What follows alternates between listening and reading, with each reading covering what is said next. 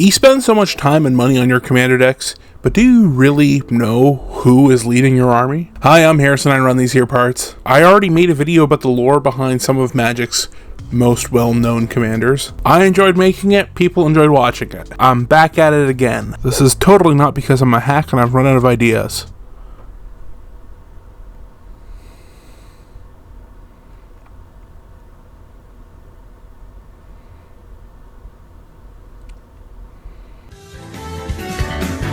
Korvold.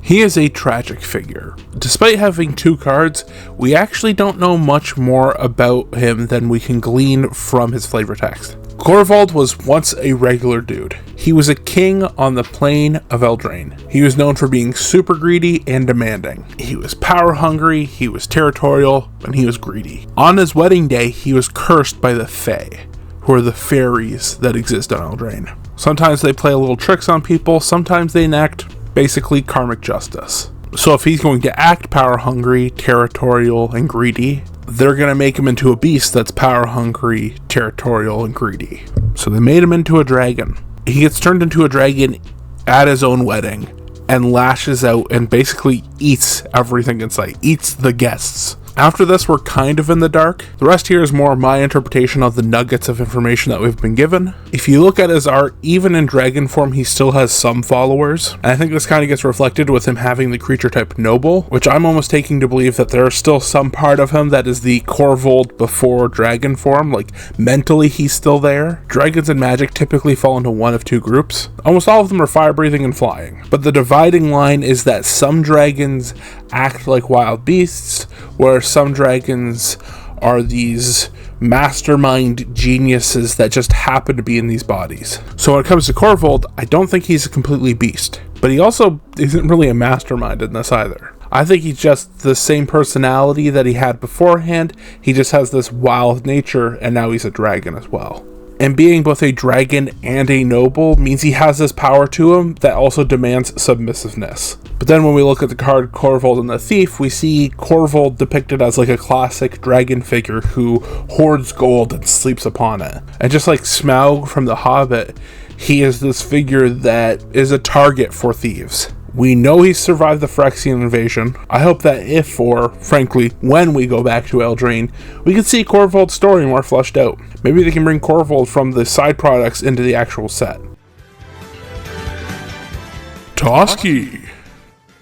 Toski serves as a messenger for the god Esika on the plane of Kaldheim. It is a plane inspired by Norse mythology, and Esika is the god of the World Tree. She's incredibly knowledgeable of the World Tree, and the World Tree is actually super important for Kaldheim and for the story of Kaldheim. And actually, it's proven to be super powerful outside of Kaldheim as well. The plane of Kaldheim is one of Magic's worlds that's actually just several planes or several mini-planes all under one umbrella. The thing holding all of these worlds together is the World Tree. This becomes relevant outside of Kaldheim because the Phyrexians, during their invasion, come into Kaldheim, steal the World Tree's essence, and then they use that to make Realmbreaker, which can connect the planes together for their invasion. And then actually, because of that, now we have the Omen Paths. So it's all interconnected, it's all important. The World Tree can really do some cool stuff, but back to Toski. Toski is essentially Esika's servant. I wouldn't really call him a pet because he seems more cognizant than just a pet. Like personally, I am currently looking at my dog, and I don't think my dog right now could do more than what Toski does. Esika uses Toski for very specific reasons. Toski is super fast. And when I mean super fast, I mean super fast. He isn't the size of a regular squirrel. He's more of like the size of like a Saint Bernard.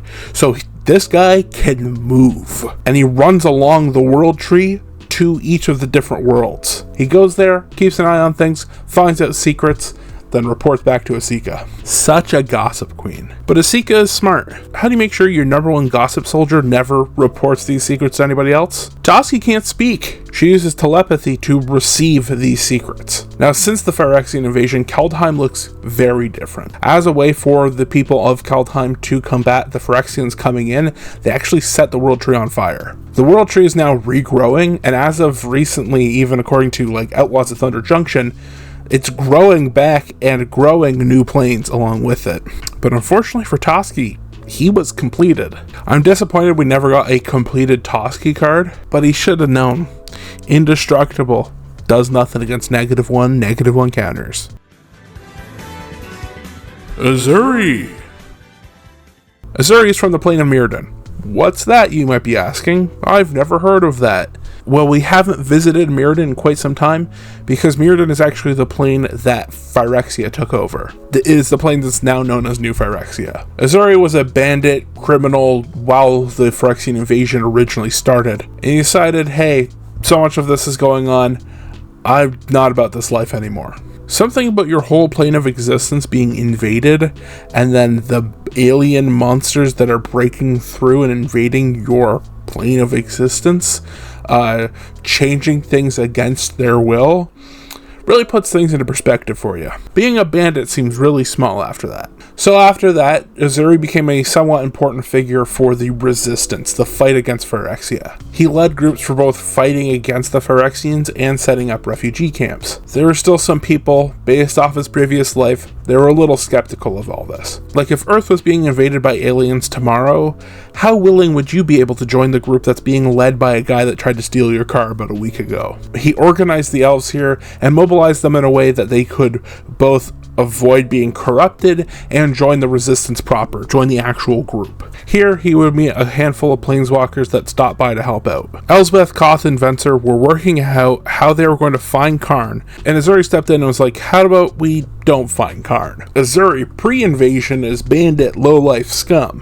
Ezuri after the invasion is a heroic, fierce leader, and he didn't really want to give that up. My all-time favorite Magic the Gathering character, Elsbeth, steps up and says, hey buddy, we're not gonna let this whole plane of existence be turned into fantasy robot zombies just so you can feel better about yourself. Ezuri wasn't the biggest fan about this, so him and his crew walked. Later on, this Planeswalker supergroup would meet up again with Ezuri. He now had like a whole rebel camp of his own. The Planeswalker supergroup just saved Malira, who is a super important figure in the effort against Phyrexia. She's immune to Phyresis. She can't be completed. And she was pretty effective at giving what I would basically call like a Phyrexian vaccine. Could stop other people from being completed. And while she's at this rebel camp, she helps out and heals a lot of people that were in the earlier stages of being infected. Ezuri, as a power play in this situation, invites her to stay at the camp. We'll give you bed, we'll give you food, you could stay as long as you want. But those planeswalking friends of yours, they can't stay at all. And she's like, actually, I think I'm fine with the super friends here. We're trying to find Karn still. And right here, they found a guide who would take them to the core of Mirrodin to help find Karn. She leaves without immunizing Ezuri, and I'm sure nothing bad could happen after that. Ezuri is then immediately completed by Jin Kataxis' group. The Phyrexians are an interesting villain because it seems very much like they're their own thing. They're pretty unique in their style, but they are very much a mix mash of things. Like, I think if I call them a robot zombie hive mind, that gets across mostly what I want to say. So after becoming completed, most characters don't do much unless they're told to do something. So Ezuri doesn't have much lore after being completed. He just hangs around New Phyrexia, and then he uses his knowledge of the lay of the land and his knowledge of the allies he made pre-completion to be able to hunt people who aren't completed yet. As for the rest of the story, we only have a general idea of what could have happened. The plane of New Phyrexia was essentially just thrusted into the Blind Eternities, and it's like separated from every other plane. The Phyrexians who were outside of that basically just shut down. That's where that whole robot part comes in. They don't have somebody putting tasks into what they should be doing, so they don't follow anything. They just sit there. They're in a deep, deep sleep. They're practically dead until Magic Story needs them again in 2036. Esix. Esix is a fractal. Real-life fractals are a mathematical concept. A simplified version of it is it's just an infinity shape. It's a shape that repeats itself over and over again. So I'll probably have some graphic up here, but the way I describe it to people is picture a circle that then has a bunch of smaller circles attached to it. Let's zoom in on one of those smaller circles. Well, if you look at that circle also has the same amount of circles in the exact same pattern. Well, let's zoom on one of those circles. Well, you zoom on that circle also has those exact same amount of circles and the exact same pattern. It's just repeating infinitely. What is this useful for? I don't know. I have a degree in English and education, not math and make-believe. Fractals in Magic the Gathering are much like elementals, except instead of being based off of like fire, air, water, earth, they are based off of math. There's a plane you might have heard of called Arcavios, and if you haven't heard of Arcavios, it's because it's actually the plane that holds Strixhaven. Strixhaven is a school of witchcraft and wizardry, and much like a different school of witchcraft and wizardry, which I shall not name here, it's split up into colleges or houses. The blue-green house is Quandrix, and its main focus is on math. Students and staff here are incredibly knowledgeable on math, and like so much so in a fantasy sense that one time a group of students were tasked with creating an infinite equation, and in creating an infinite equation, they made Esix. It's a living fractal who's obsessed with infinity. Since his creation, a bunch of professors at Strixhaven have tried to like put him down, and then whenever they try to like cast these math-based spells at him to stop him, they just don't work. And Esix doesn't even notice. It's just oblivious to this all, keeps doing its own math problems. Kaalia.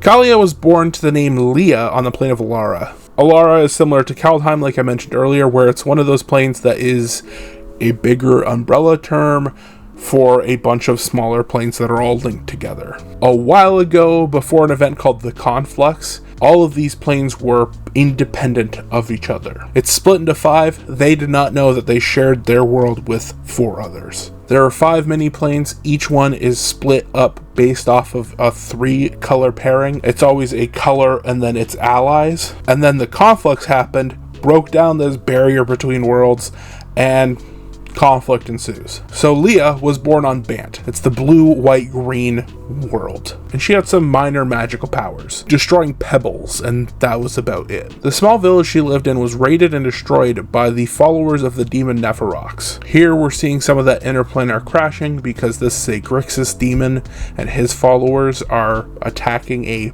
Bant village. She would actually be saved by a cat person, and the cat people are actually native to Naya, so the white, green, red group. This cat person could feel Leah's abilities and was like, oh, I got something bigger than just pebbles for you to destroy. Those cultists that came in, they came in because they were looking for this bigger artifact that they can use to bring a dragon back from the dead. To help her with this obviously daunting task, she enchanted her, and in enchanting her gave her the name Ka, which means power, and that's how we get Kaalia. Kaalia eventually finds this artifact, blows it up, but while she is off on this quest to go do that, the cultists have come back, have destroyed her town even more, killed her family, and killed this cat lady. Kaalia is obviously pissed off, and now this thirst for revenge has made her more powerful. We don't have confirmation if she actually killed Nephorox or what she's really done past this, but as of right now, she keeps amassing more and more power and blowing up anyone that gets in her way. Breya! We're jumping to another part of Alara now. Esper, the black, white, and blue mini-plane. A big focus on the mini-plane of Esper is what they call noble work. Their noble work is this grand plan that every living thing should be metal, kind of like the Phyrexians, just less eugenics focused. They're not necessarily forcing it onto everyone. They're just saying, like, if your arm isn't part robot, you're not as cool. They're able to make these enhancements with a fantasy element called Ethereum. Before the conflict, so before these barriers between worlds were blown away, it was believed that Esper was running out of Ethereum. It was very much a non-renewable resource. But this didn't stop Breya from looking. Breya at this point is completely human. No robot parts. The conflux happens, the barriers between worlds evaporates. Breya heads over to Jund, the green, red, black area, and she discovers a bunch of natural resources that haven't existed on Esper in centuries. And then when you put this stuff together, you make Ethereum. She wants to show this off, so she makes a golem named Armix. Everyone's delighted. Hey, we have finally solved this problem of our depleting resources. We just have to go into these other mini planes and find these resources here. Totally works. At the very least, we've substantially delayed the inevitable. Some time goes by and Armix starts acting out. It still follows orders, but now he's completely reckless, and whatever task you ask him to do, he will do it like brutally. Breya doesn't really think much about this. I'm sure nothing's wrong, and she's so much thinking nothing is wrong that she decides to use this new metal to remake her whole body. That's where we get her now with the metal parts. And in remaking her body with robotic parts, she starts to realize, oh, because these resources came from Jund, all of like the anger and hate and just feral nature of that mini plane has kind of like seeped into it. That's why Armix is the way that he is. And now that she's mostly metal now, she starts acting similarly, which is why she has that red pip too, which I think is pretty neat.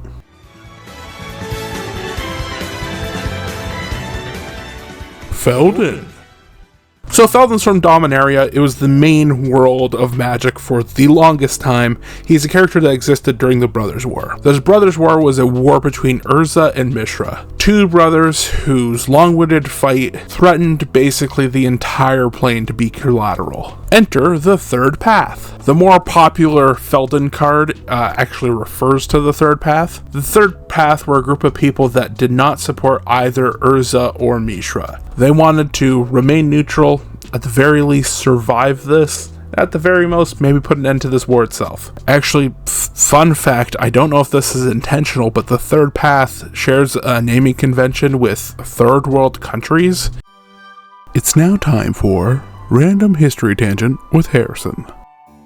People throw around the term, well, third world country, first world problems, like all those types of things all the time. But people like to think that, oh, this is what, like, it's just a first world country because it's more whatever, it's more civilized. A lot of people like to give that excuse. First world countries were just countries that happened to align with and be the United States during the Cold War. Second world countries were countries that aligned with and were the USSR during the Cold War, and third world countries were just countries that weren't involved. So that's where that term comes from. That has been Random History Tangent with Harrison.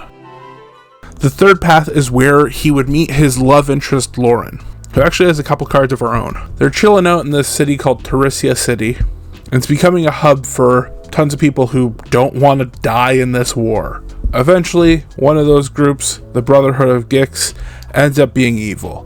Who knew that a group that was built on the principles of loving Phyrexia would be evil? The city gets attacked, it's in mad chaos, Feldon and Lauren get separated. Turns out Lauren had been working on Magic's equivalent of like a nuclear bomb times 10. She gets caught and tortured by Ashnod about the secrets of the Silex. Eventually she gets free, meets up with Feldon, and they live happily ever after.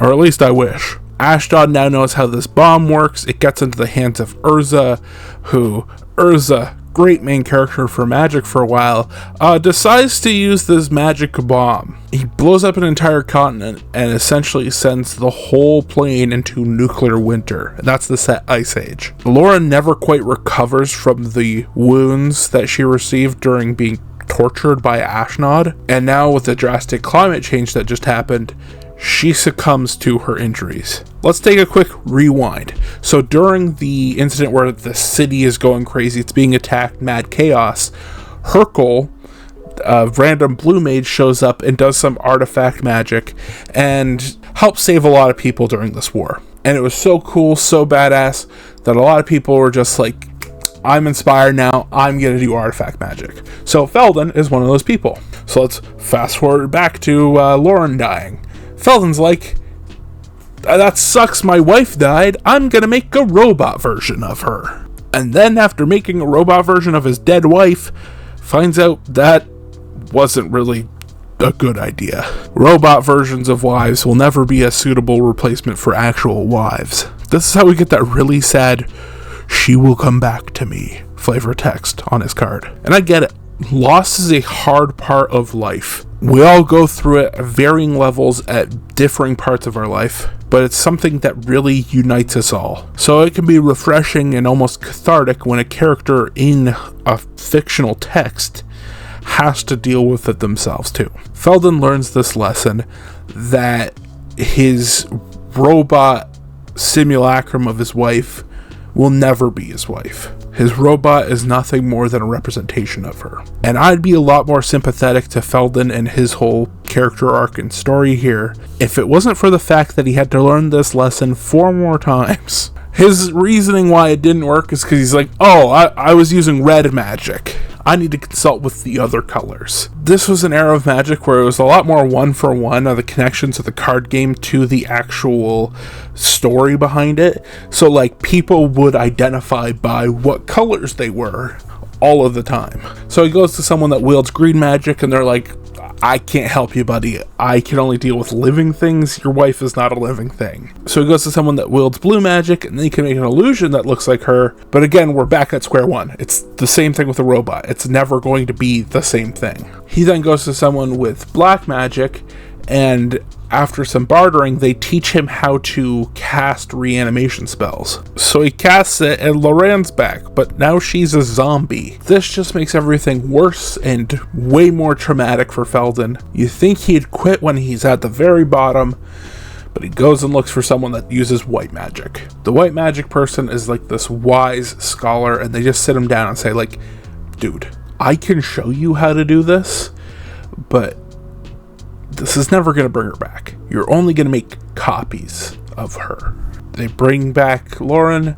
Feldon has this heart-to-heart with her and finally says goodbye and lets this version of her dissipate. His character arc is heavily based on his relationship with Lauren. I really think they should be a partner pair eventually, sometime soon, hopefully. Skullbriar. I didn't want this video to end on a sad note because holy crap, Feldon is sad. So I want a really short one right here. Skullbriar is the direct result of someone that wields green elemental powers and a necromancer teaming up and going to an overgrown cemetery and saying, I bet if we both cast our magic on that, eternal life, we'll get eternal life. We'll just live forever. That's our goal. We're gonna do it. So they do it. They're like, oh, the magic go. I'm sure that's how all magic characters use their spells. They're like, magic go. And instead of eternal life, they get Skullbriar. Not much more to that story. So there we go. 8 more magic commanders in the bag. Last time I picked commanders off of EDHREC's top 100 list. This time I picked my commanders based off of people like you recommending them in the comments. So if you want another one of these videos, definitely leave suggestions down in the comments. How about a goal? If this video reaches 1,000 views within the first like 2 or 3 days of it being up, I'll post another one. So share with your friends. Let me know in the comments what commanders you want to hear from next. Thanks for watching. Don't forget to bolt your birds.